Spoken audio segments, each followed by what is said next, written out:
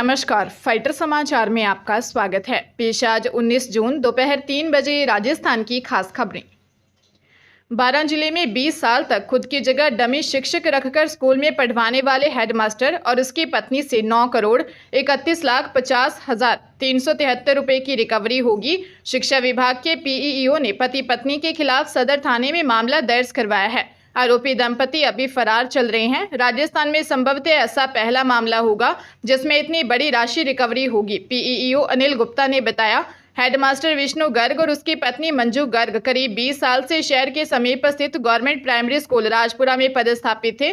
पति पत्नी खुद स्कूल में स्टूडेंट को नैब पढ़ाकर अपनी जगह डमी शिक्षक रखे हुए थे। करीब 6 महीने पहले इन शिक्षकों की यह कारगुजारी पकड़ी गई थी। पुलिस और शिक्षा विभाग ने यहां पढ़ा रहे 3 अन्य शिक्षकों को भी गिरफ्तार किया था। हालांकि जब केवल इंक्रीमेंट रोककर मामला रफा दफा हो गया था। राजस्थान में भाजपा सरकार बनने के बाद पति पत्नी पर शिक्षा विभाग ने शिकंजा कस दिया। शिक्षा मंत्री मदन दिलावर ने कांग्रेस प्रदेशाध्यक्ष गोविंद सिंह डोटासरा को निकम्मा बताया। उन्होंने कहा, डोटासरा ने राजस्थान के बच्चों के साथ ज्यादती की है, दुश्मन समझा बच्चों को। इससे निकम्मा व्यक्ति कोई नहीं हो सकता। पूर्व सीएम अशोक गहलोत और तत्कालीन शिक्षा मंत्री डोटासरा के सामने टीचर्स ने कहा कि ट्रांसफर करने के पैसे देने पड़ते हैं। दिलावर सीकर में मीडिया से बातचीत कर रहे थे। शिक्षा मंत्री ने पूर्व सीएम और डोटासरा को रीट भर्ती मामले में जेल में डालने के बयान पर कहा, मैं जेल में डालने वाला कौन होता हूं? दोषी चाहे कोई भी हो, गहलोत हो या डोटासरा, चाहे मैं खुद ही क्यों ना हूं, जो दोषी होगा जेल जाएगा। उन्होंने कहा, डोटासरा ने paper Rajiv Gandhi study circle में क्यों रखवाए थे? उन्होंने चाबी सौंप दी ताकि उनके लोगों को पेपर मिल सकें। अब जांच एजेंसियां जुटी हुई हैं, दोषी होगा उस पर कार्रवाई होगी। जयपुर में एक पति द्वारा पत्नी को 3 तलाक देने का मामला सामने आया है। लिखित में 3 तलाक देकर जल्द ही दूसरा निकाह करने की धमकी दी है। मुरलीपुरा थाने में विश्वकर्मा के रोड नंबर 5 निवासी 22 साल की विवाहिता ने दी शिकायत में बताया कि सितंबर 2020 में उसका निकाह चरण नदी मुरलीपुरा निवासी युवक से हुआ था। निकाह होने के बाद से ही ससुराल वालों ने दहेज के लिए टॉर्चर करना शुरू कर दिया। महिला ने थाना वेस्ट में पति और ससुराल वालों के खिलाफ रिपोर्ट दर्ज करवाई। पुलिस से शिकायत को लेकर पति और ससुराल वाले रंजिश रखने लगे। आरोप है कि पति ने लिखित में उसको 3 तलाक दे दिया। पीड़िता का कहना है कि 7 जून को पति ने एक लड़की से निकाह कर लिया है। पुलिस ने मामला दर्ज कर जांच शुरू कर दी है।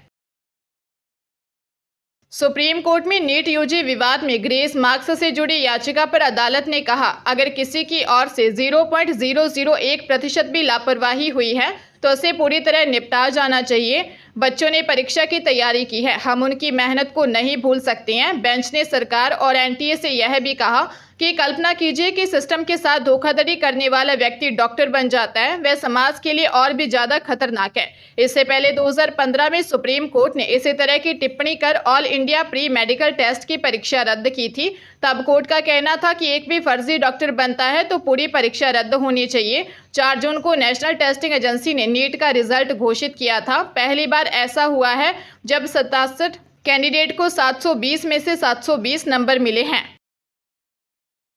आरपीएससी की हिंदी लेक्चरर भर्ती 2022 में फर्जी डिग्री मामले में एसओजी की जांच के आधार पर सिविल लाइंस थाना पुलिस ने 2 अलग-अलग मुकदमों में अदालत में मेवाड़ यूनिवर्सिटी के डीन सहित 5 आरोपियों के खिलाफ 1069 पेज की चार्जशीट पेश की है।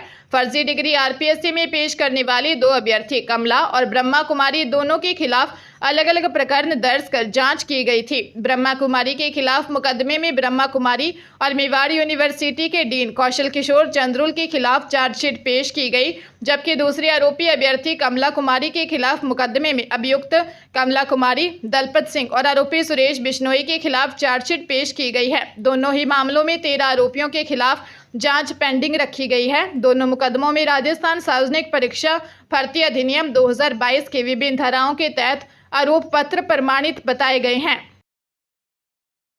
कांग्रेस सरकार की चिरंजीवी स्वास्थ्य बीमा योजना को निजी अस्पतालों ने इस सदी की सबसे अव्यवहारिक, अलोकतांत्रिक और असफल योजना करार दिया है। मुख्यमंत्री भजनलाल शर्मा को सीएमओ में आयोजित हुई प्री बजट बैठक में राजस्थान डॉक्टर्स एसोसिएशन की ओर से यह बातें कही गई। दरअसल सीएम भजनलाल ने स्वास्थ्य एवं चिकित्सा शिक्षा क्षेत्र में प्रतिनिधियों के साथ बजट पूर्व परामर्श बैठक की थी। इसमें एसोसिएशन की ओर से कहा गया कि चिरंजीवी योजना में असफलता के कारण ही जनता ने कांग्रेस सरकार को सिरे से नकार दिया है। एसोसिएशन के अध्यक्ष सर्वेश शरण जोशी ने मुख्यमंत्री आयुष्मान आरोग्य योजना में निजी अस्पतालों को देय राशि बढ़ाने का सुझाव रखा। सीएम भजनलाल शर्मा को दिए गए सुझावों में एसोसिएशन ने लिखा कि किसी भी मुफ्त और सब्सिडी योजना का लाभ केवल राज्य के कमजोर और गरीब परिवारों को मिलना चाहिए।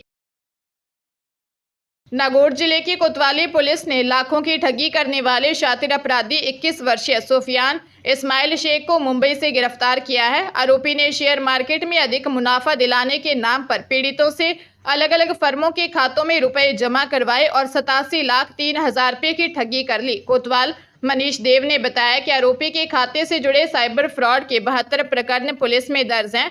यह मामले दिल्ली, राजस्थान, केरल, कर्नाटक, महाराष्ट्र, तमिलनाडु, पश्चिम बंगाल, तेलंगाना, उत्तराखंड, चंडीगढ़ और गुजरात के विभिन्न पुलिस थानों में दर्ज हुए हैं। आरोपी से जुड़े अन्य लोगों की तलाश जारी है। आरोपी के अंतर्राज्यीय साइबर ठग गैंग से संबंध हैं।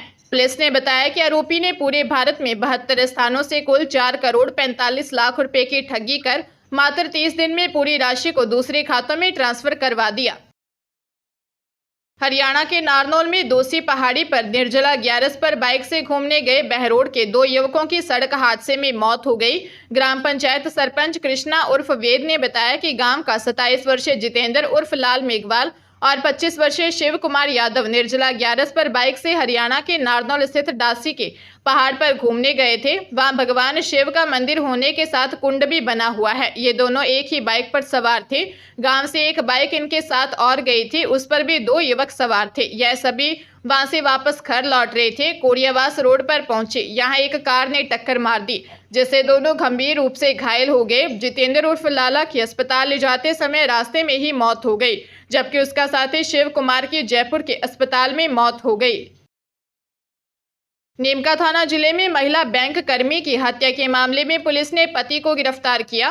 पुलिस उसे क्राइम सीन की जगह पर भी लेकर गई थी। मृतका 30 वर्षीय शिखा अग्रवाल की बुआ अनीता ने दावा किया कि शिखा का पति 33 वर्षीय पंकज बत्रा उससे एक एग्रीमेंट चाहता था। एग्रीमेंट में यह था कि वह अपनी आधी सैलरी पंकज की मां को देगी, इसके बाद वह उसे अलवर ले जाएगा। एग्रीमेंट में पीहर से संबंध तोड़ने की बात भी लिखी थी।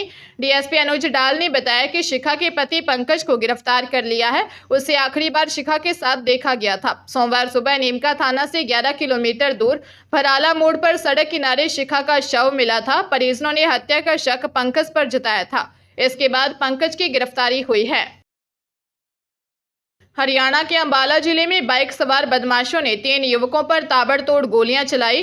गोली लगने से एक युवक की मौत हो गई, जबकि उसके साथी को भी गोली लगी है। गनीमत रही कि तीसरा युवक बाल बाल बच गया।